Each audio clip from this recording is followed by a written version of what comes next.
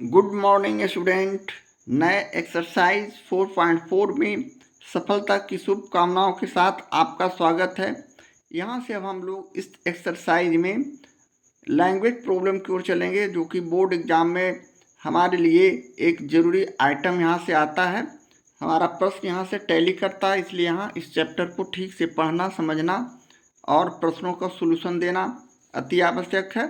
तो आप अपने प्रैक्टिस के लिए यहाँ से ध्यान से सबसे पहले हम एक्सरसाइज 4.4 के सारे प्रश्नों को ध्यान से देखते, सुनते और समझते हुए इक्वेशन तैयार करते हैं और तब जाकर इसका सॉल्यूशन निकालते हैं, इसका मान निकालते हैं, वैल्यू निकालते हैं। तो चलें नए एक्सरसाइज 4.4 को शुरू करते हैं और लेते हैं पहला प्रश्न। 12 को इस प्रकार दो भागों में बांटें कि उनका गुणनफल 32 हो। 12 टोटल संख्या है, इसको दो भागों में बांटना है और उसका गुणनफल हमको 32 लाना है। तो यहाँ हम सारे प्रश्नों को मान कर बनाते हैं। यहाँ जो भी हमारे पास प्रॉब्लम आएगा सब में हम लोगों को मान लेना है। तो यहाँ भी हमने अपने सॉल्यूशन में मान लिया कि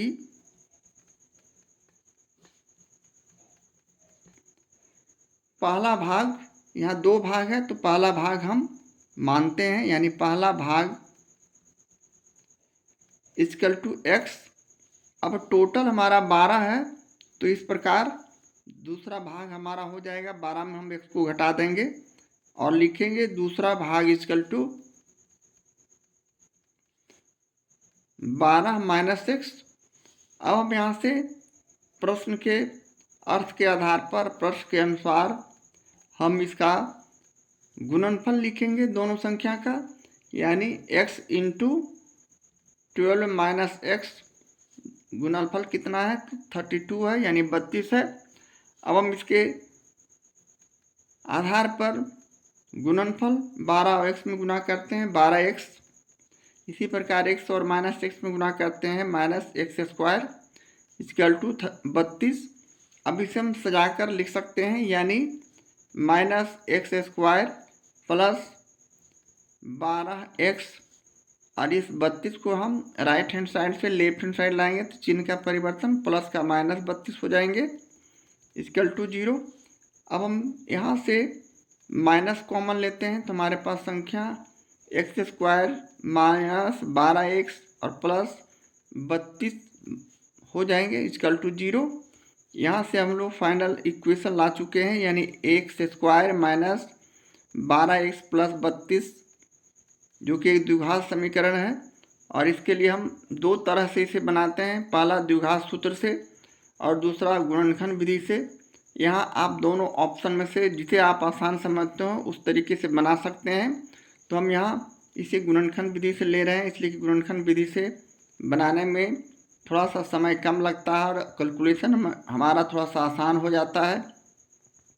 गुणनखंड विधि से अगर बनाना चाहते हो तो यहाँ एक्स स्क्वायर का गुणांक 1 और 32 दोनों को यहाँ गुना करते हैं तो 32 आता है, और इसका हम लोग गुणनखंड करते हैं, फैक्टर करते हैं। 16 दूनी 32, 2 से 8 दूनी 16, पुनः 2 से 4, पुनः 2 से 2, पुनः 2 से 1। अब हमें 1 एक्स स्क्वायर का गुणांक और 32 को गुना करने पर 32 जो आया, गुना करने पर 32 आना चाहिए, और यहाँ बीच वाला संख्या माइनस 12x आना चाहिए। तो हम एक ऐसी संख्या का फैक्टर करने के बाद हम यहाँ चुनते हैं कि हम किसका किसका जोड़ा लगाएं। तो हम यहाँ 2 गुने 2 गुने 2, यानी ये ऊपर का दोनों 3 को गुना किए, 2 दूनी 4, 4 दूनी 8, जबकि 2 दूनी 4, 2 गुने 2 और गुने 1 किए तो 4। अब हम 8 और 4 को जोड़ते हैं तो 12x आता है, और 8 और 4 को गुना करते हैं तो 32 आता है। इस तरह यदि जिस बच्चे को गुणनखंड विधि से नहीं आता हो, यहाँ ध्यान देकर इसे समझ सकते हैं, यानी एक्स स्क्वायर माइनस 8x और माइनस 4x यहाँ लिखते हैं। 8 और 4 दोनों को माइनस माइनस संख्या में लोग जोड़ेंगे, माइनस 12x, और माइनस 8 और माइनस 4 को गुना करते हैं तो प्लस 32, 8 चौक 32 आता है। इस तरह हमारा एक गुणनखंड विधि से बनाने का तरीका हुआ। अब हम यहाँ से इसे पुनः x और x कॉमन लिया तो यहाँ संख्या बच गया x-8। पुनः हम यहाँ 4 कॉमन लिया तो यहाँ बच गया x-4, 4×8 = 32। इस प्रकार हम इसे पुनः x-8 कॉमन लिए तो हमारे पास संख्या बच गया x-4 = 0। अब हम इसे लिख सकते हैं, चूँकि x-8 = 0 इसलिए x -8 को राइट हैंड साइड लाते हैं +8। उसी प्रकार दूसरी स्थिति में चूँकि x-4 = 0 इसलिए यहाँ भी x -4 +4 में बदल जाएंगे। इस तरह हमारे पास x का 2 वैल्यू आ चुका है।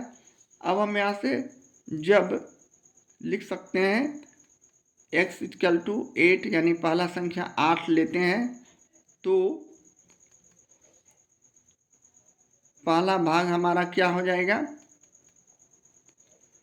यानी पहला भाग हमने x माना था जो कि हो जाएगा 8 और दूसरा भाग उसी प्रकार क्या हो जाएगा, यानी 12 में हम 8 को घटाते हैं तो दूसरा भाग आता है, यानी 12 - x अर्थात 12 में हम 8 को घटाए यानी 4। पहली स्थिति में 8 और 4 हमारा आंसर आया, जबकि पुनः जब हम x का दूसरा वैल्यू 4 लेते हैं तो हमारा पहला भाग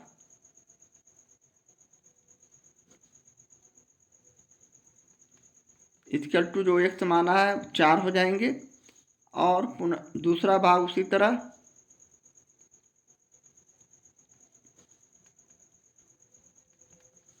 12 - x करेंगे, यानी 12 में से हम 4 को घटाते हैं तो 8।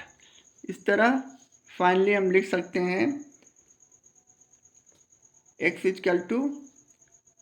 8-4 या फिर 4-8 और ये हमारे प्रश्न का सॉल्यूशन है, आंसर है। इस तरह हम प्रश्न एक्सरसाइज 4.4 के पहले प्रश्न का सॉल्यूशन करते हैं। यदि हम यहाँ गुणनखंड विधि से प्रश्न को सोल्व नहीं करना चाहते हैं यहाँ से x² - 12x + 32 से, तो हम यहाँ से इसके व्यापक मान को लिखेंगे, यानी a = x² का गुणांक 1, b = x का गुणांक -12, c = 32 और इसके बाद यहाँ से लिखेंगे, इसलिए द्विघात सूत्र से हम गुणनखंड विधि से अगर नहीं बना सकते हैं तो हम इस तरह भी बना सकते हैं, यानी द्विघात सूत्र से x बराबर होता है -b ± √d या b² - 4ac भी लिखते हैं और बटे 2a। अब यहाँ से हम लोग -b माइनस लिखे, -b के जगह -12 है, प्लस माइनस √ -12² वहाँ हो जाएंगे b², 4 × a का मान 1 और c = 32 और बटे 2 × 1। यहाँ a b c का वैल्यू यहाँ रखते हुए x का वैल्यू निकालते हैं, यहाँ हो जाएंगे +12, इसलिए कि ब्रैकेट के बाहर माइनस है, अंदर का चिन्ह माइनस प्लस में बदल जाते हैं। प्लस माइनस यहाँ 12 को 12 से गुना करेंगे, -12 और -12 144, माइनस यहाँ 4 को 32 से गुना करेंगे, एक गुना करने पर तो चेंजिंग होता नहीं कोई रिजल्ट में, तो 4 दूनी 8, 4 × 3 = 12, 128 बटे 2 हो जाएंगे। पुनः हम यहाँ +-12 प्लस माइनस लिखते हुए 144 में 128 घटाएंगे 16 और बटे 12 बटे 2 सॉरी। अब यहाँ से 12 + -16 का वर्गमूल 4 और बटे 2, यानी एक बार 12 + 4 बटे 2 तो दूसरी बार 12 - 4 बटे 2 लिख सकते हैं और इसे हम 12 × 4 = 16 बटे 2 लिखेंगे और इसे हम 12 में से 4 गया तो 8 बटे 2 लिखेंगे। 2 × 8 = 16, 2 × 4 = 8। इस प्रकार हमारा 8 और 4 x का वैल्यू आया, जो कि हम गुणनखंड विधि से भी ला चुके हैं 8 और 4। इस तरह हम दोनों तरीका से किसी भी इस चैप्टर के इस एक्सरसाइज के प्रश्नों को बना सकते हैं। अब आप पर डिपेंड करता है कि आप किस विधि से आपको अच्छा लगता है बनाने में। इस तरह हम प्रश्न पहले को दो स्थिति के आधार पर इसे हल कर सकते हैं। इसी प्रकार आगे भी सारे प्रश्नों को हम बना सकते हैं। इस प्रकार हम प्रश्न एक्सरसाइज 4.4 के पहले प्रश्न का सॉल्यूशन करते हैं। एक्सरसाइज 4.4 का ये रहा दूसरा प्रश्न। दो संख्याओं का अंतर 3 है तथा उनका गुणनफल 504 है, संख्याएं ज्ञात कीजिए। या भी हम उसी तरह भाषा को क्वाड्रेटिक इक्वेशन में बदलेंगे और अपने आंसर को लाएंगे। तो यहाँ भी हम उसी तरह मान लेते हैं, यानी मान लिया कि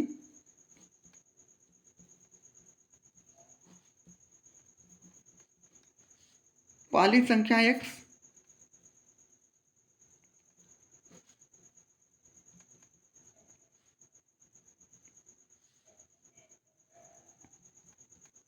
और दूसरी संख्या हमारा क्या हो जाएगा, यहाँ हम पहली संख्या x माने हैं और अंतर हमें लाना है 3, तो दूसरी संख्या को हम यहाँ x+3 करते हैं। यानी हम यहाँ इस तरह लिखने के बाद हमारा रिजल्ट क्या होगा, इसे आगे हल करते हैं तो x - x और -3, यहाँ ये कट गया, यहाँ सॉरी यहाँ -3 करेंगे। इस तरह अंतर हमारा 3 आता है और ये हमारे प्रश्न का यहाँ से सॉल्यूशन होगा और हम इसे x+3 करेंगे। इस तरह करने के बाद अब हम प्रश्न से लिखते हैं,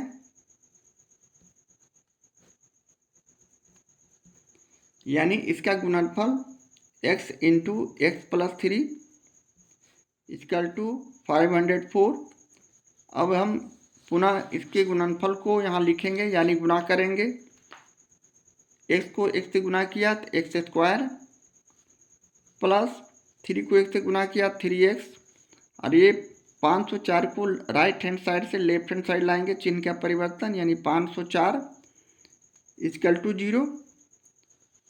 अब हम पुनः यहाँ से द्विघात सूत्र से या फिर गुणनखंड विधि से हम यहाँ से x का वैल्यू निकाल सकते हैं, किंतु हम यहाँ फैक्टर करते हैं, गुणनखंड विधि से ही बना रहे हैं। यानी 504 यहाँ x² के गुणांक 1, या हम इसका फैक्टर करेंगे तो 2 से 2 दूनी 4, 2 × 5 = 10, 2 दूनी 4, 2 दूनी 4, 2 × 5 = 10, 2 दूनी 4, पुनः 2 से 1, 2 और 6, पुनः 2 से 2 × 4 = 8, 2 × 6 = 12, 2 × 3 = 6, पुनः हम 3 से यहाँ करेंगे, यानी 3 दूनी 6 और 1, पुनः 3 से 7, पुनः 7 से और 1। इस तरह का हमारे पास गुणनखंड आ चुका है 504 का, यानी 2 2 2 3 बार 2 और 2 बार 3 और 1 7 बार। अब यहाँ से हमें वैसी संख्या को लेना है जो हमारा फैक्टर को सेटिस्फाइड करता हो, यानी गुणा करने पर 504 और जोड़ या घटाव करने पर 3x। तो हम यहाँ देखिए ले रहे हैं 7 या 21 और 3 दूनी 6, 6 दूनी 12, 12 दूनी 24, यानी 2 × 2 × 2 और ×3 को एक जगह करते हैं, यानी 24। अब 24 में 21 को घटाते हैं तो हमारा +3x आ सकता है, और गुणा करने पर 504। तो यहाँ से अब हम इसे इस प्रकार लिख सकते हैं, x² - 21x करेंगे और प्लस 24x करेंगे, इसलिए कि ये 21 में 24 चला जाएगा तो प्लस का संख्या 24 बड़ा है, तो इसलिए +3x आएंगे। घटाने पर -504 करते हैं = 0। उसी प्रकार यहाँ x कॉमन लेने के बाद x - 21 बचेंगे, प्लस 24 कॉमन लेने के बाद यहाँ x माइनस यहाँ भी 21 बचेंगे। 24 में हम 504 का भाग करते हैं 21 = 0 हो जाएंगे। और पुनः हम x माइनस 21 का कॉमन लेते हैं तो हमारे पास संख्या x प्लस 24 बच जाएंगे इक्वल टू 0। अब यहाँ से हम x का मान निकाल सकते हैं क्योंकि x माइनस 21 इक्वल टू 0, इसलिए यहाँ से x इक्वल टू प्लस 21। जबकि दूसरी स्थिति में क्योंकि x प्लस 24 इक्वल टू 0, इसलिए x इक्वल टू माइनस 24। यहाँ हम ऋणात्मक संख्या को नहीं ले सकते हैं, इसलिए हम यहाँ लिख सकते हैं यह संख्या अमान्य है। और हम यदि x बराबर 21 लेते हैं तो पहली संख्या हमारा जो कि हमने x माना था 21 हो जाएंगे। और उसी प्रकार दूसरी संख्या इक्वल टू हमने x प्लस 3 माना था, यानी 21 में हम प्लस 3 करते हैं यानी 24। इस प्रकार 21 और 24 हमारा आंसर हो जाएगा, इस प्रश्न का सॉल्यूशन हो जाएगा। इस प्रकार एक्सरसाइज 4.4 के दूसरी प्रश्न का सॉल्यूशन करते हैं। एक्सरसाइज 4.4 का ये रहा तीसरा प्रश्न। दो क्रमागत धनात्मक पूर्णांक संख्याओं को ज्ञात करें जिनके वर्गों का योग 365 है। यहाँ भी हम उसी तरह अपने सॉल्यूशन में मान लेते हैं, यानी मान लिया कि पहली क्रमागत संख्या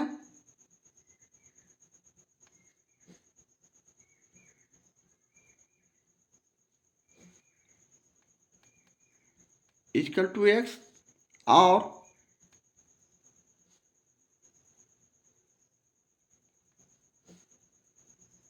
दूसरी क्रमागत संख्या, क्रमागत माने लगातार संख्या, यानी x में हम 1 जोड़ देंगे x प्लस 1।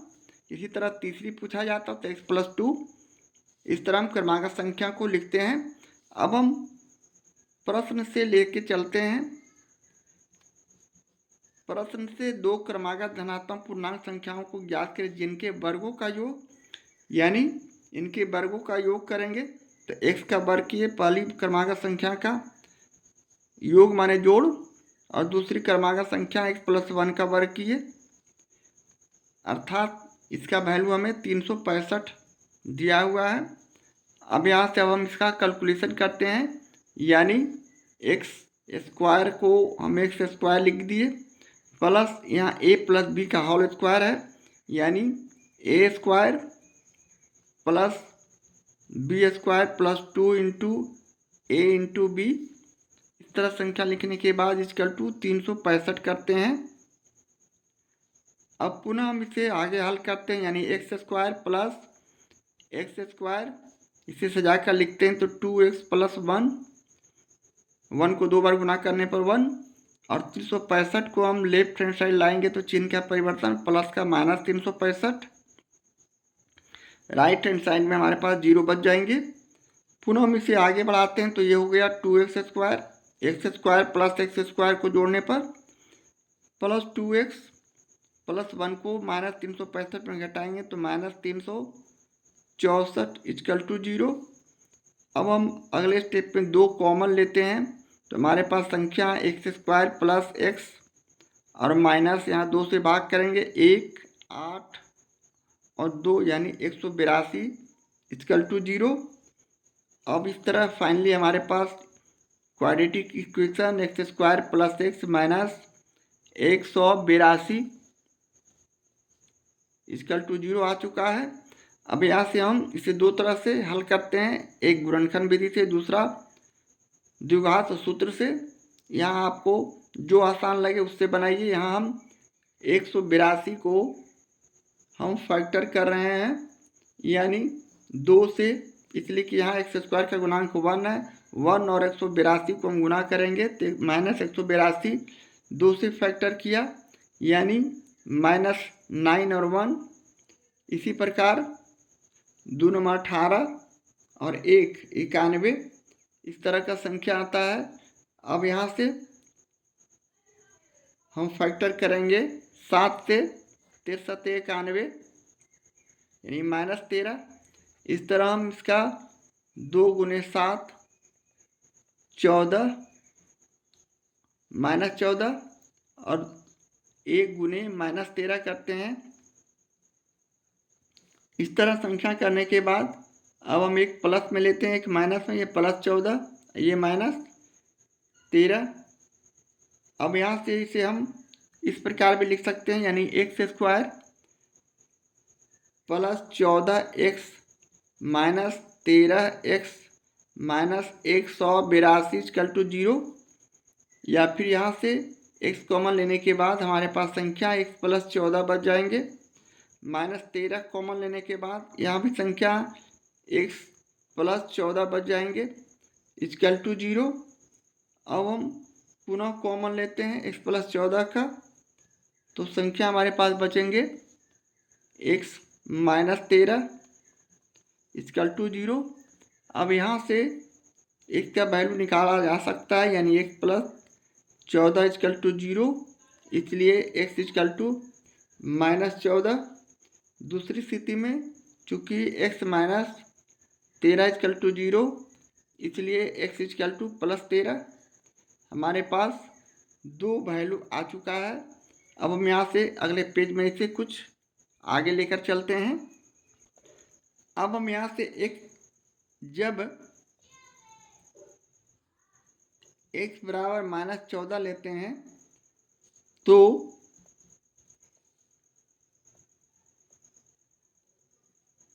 पहली क्रमागत संख्या हमारा हो जाएगा, जो कि हमने x माना है, -14। और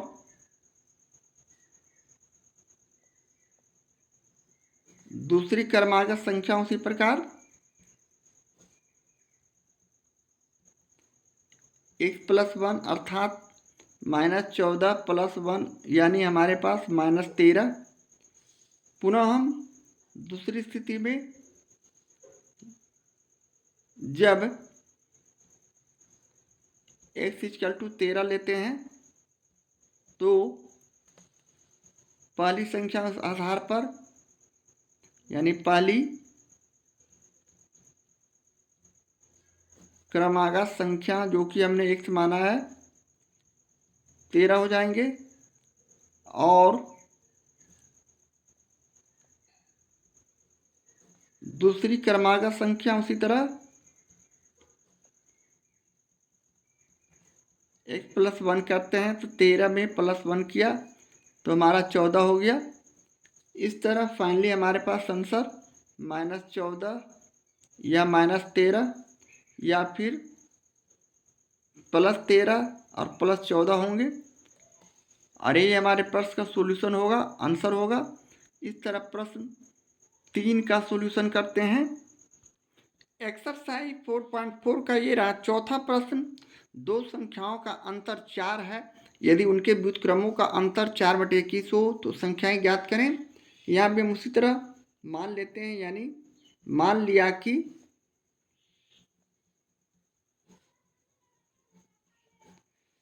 पहली संख्या x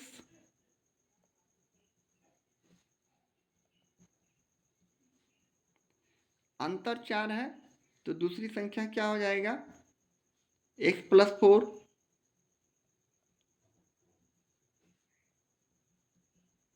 उसी प्रकार जिस तरह हमने प्रश्न 2 का सॉल्यूशन किया था, यहाँ x + 4 करेंगे।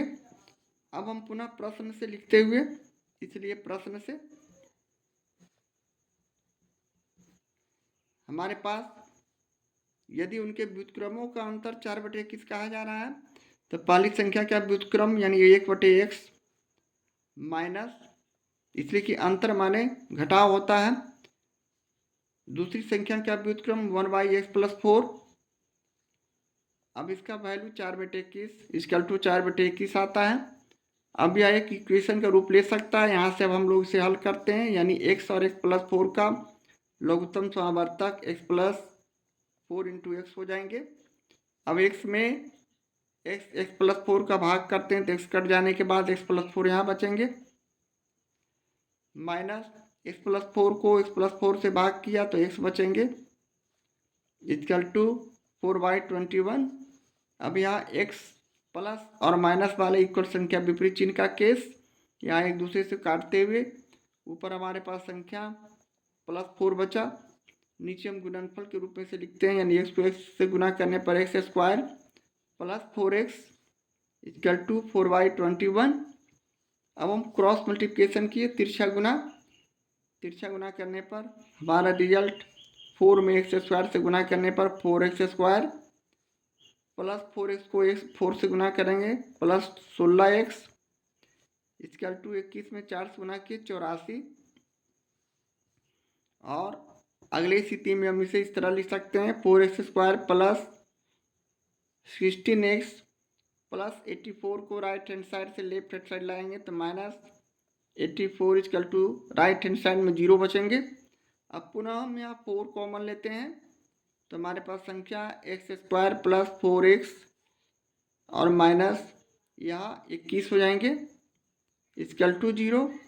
इस प्रकार ये 4 को हम राइट हैंड साइड ले जाते हैं तो 0/4 यहाँ गुना में इधर राइट हैंड साइड आने पर भाग हो जाएंगे तो 0/4 0 में कन्वर्ट हो जाएगा। इस प्रकार संख्या हमारे पास बचा x square plus 4x minus 21 equal to 0। यह एक क्वाड्रेटिक इक्वेशन है।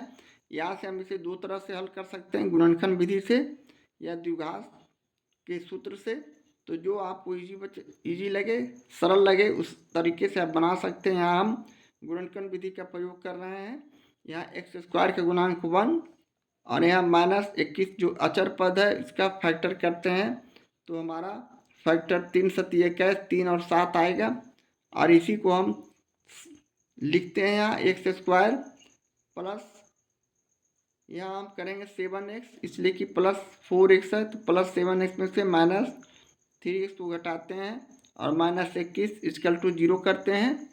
इस तरह करने के बाद अब हम अगले स्टेप पे x कॉमन लेने के बाद x प्लस 7 लिखते हैं, माइनस 3 कॉमन लेने के बाद x माइनस की जगह x प्लस 7 लिखते हैं इक्वल टू 0।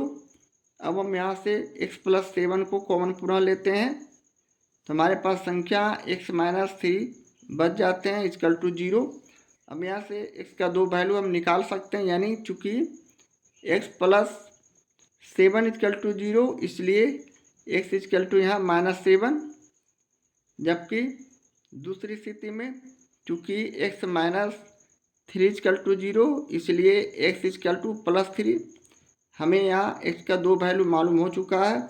तो पहले केस में हम पहली स्थिति में यदि x बराबर -7 लेते हैं तो पहली संख्या हमारा जो कि हमने x माना था -7 हो जाएंगे। और उसी प्रकार दूसरी संख्या हम यहाँ x प्लस 4 माना था, अब हम -4 में x की जगह -7 रखे और 4 किए यानी -3। पुनः दूसरी स्थिति में यानी यदि x बराबर हम 3 लेते हैं तो पहली संख्या हमारा उसी प्रकार हमने x माना था 3 हो जाएंगे। और दूसरी संख्या हम उसी प्रकार लिख सकते हैं x प्लस 4 सॉरी, यहाँ x का मान 3 है और +4 करेंगे यानी 7। इस तरह हमें यहाँ -7 -3 या फिर 3 और 7 के रूप में यहाँ हमारे पास आंसर आ रहा है। इस तरह हम इसे आंसर में लिखते हैं। यही हमारे प्रश्न का सोल्यूशन है, आंसर है। इस तरह प्रश्न 4 का सोल्यूशन करते हैं।